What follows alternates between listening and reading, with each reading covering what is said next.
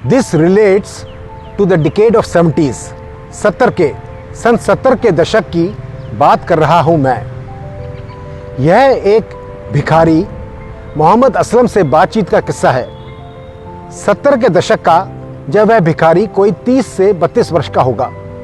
दिल्ली में निज़ामुद्दीन की बस्ती में बहुत डेवटीज, बहुत आबिद, जैद, मुरीद चादर चढ़ाने आते हैं। उस दरगाह की गली में सहानुभूति आमंत्रित करते हुए आने जाने वालों से ऊंची आवाज में भीख मांग रहा था वो।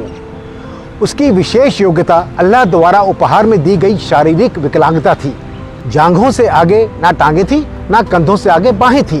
केवल एक धड़ था जो लोगों का ध्यान खींचता था।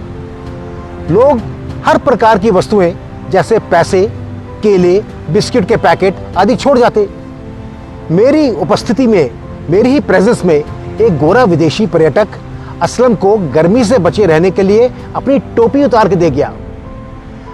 अगर भीख में नोट होते हैं तो असलम सिर झुकाकर दांतों से भींचकर नोट को अपनी कमीज की जेब में डाल लेता। पूछने पर बताया कि वह अपनी सारी कमाई अम्मी और अब्बा को दे देता है।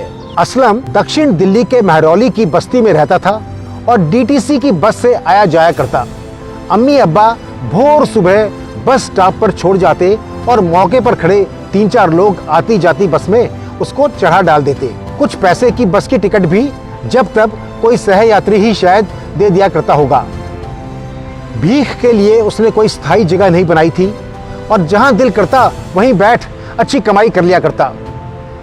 जब पिछले कुछ दिनों की मैंने जगहें पूछी कि कहां बैठकर तुम भीख मांगते हो, तो उसने यूं बताई, सोमवार को मदनगीर, मंगलवार ओखला मंदिर, बुधवार गोविंदपुरी, वीरवार लोधी रोड साईं बाबा मंदिर, शुक्रवार मस्जिद हौस खास और शनिवार निजामुद्दीन बस्ती।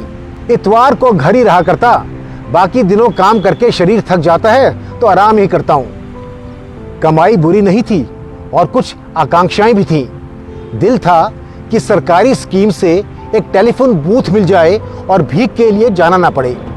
इसी संदर्भ में बस्ती के एक छुटभइये नेता से मुलाकात भी की, पर उसके सेक्रेटरी तक ही पहुंच रही।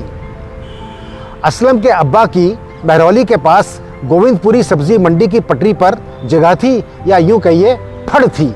अब्बा हर रोज म्युनिसिपल की परेशानियों से तंग रहा करते तो 3000 रुपए में वो जगह भी किसी को दे डाल घर पर रहने लगे।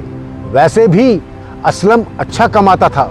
अपने बूढ़े अम्मी अब्बा की जिम्मेवारी बखूबी निभाता और बाकी आसपास बैठे भिखारियों से हंसी ठट्ठा भी करता। एक बार तो एक भिखारिन लड़की को दिल दे बैठा और निकाह के मंसूबे बांधने लगा। अम्मी समझदार थी।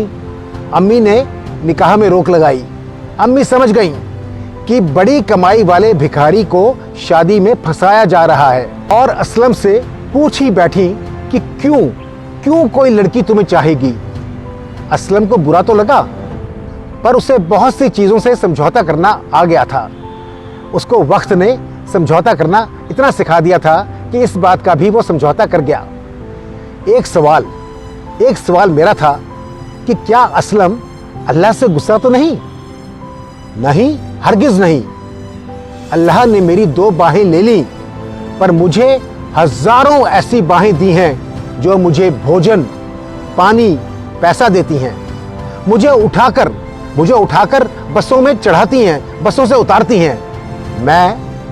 मैं अकेला नहीं हूं।